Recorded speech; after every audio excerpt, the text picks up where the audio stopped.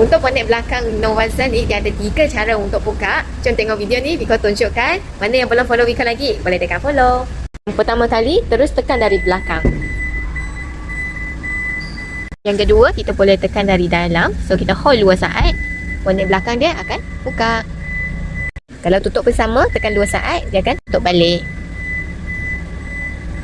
Cara yang ketiga, kita pakai remove untuk buka. Tapi kalau nak pakai remove, enjin kita kena off dulu.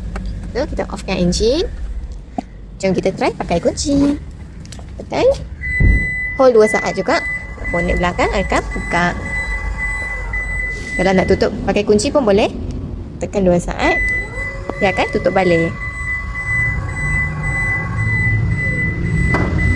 Ada dapat sesuatu, kalau rasa video ni berguna, boleh tolong Viko like, komen dan share kat kawan-kawan. Mana yang peminat nak cari kereta Innova Zen ni, boleh roadshow Viko sedia membantu dapatkan kereta idaman. Bulan ni ada sikit stok lagi untuk Innova Zen ni dengan ada promotion. Cepat-cepat grab sebelum dia stok habis tau. Apa yang nak tahu, komen cerita kat bawah, nanti Viko cawarkan. Bye.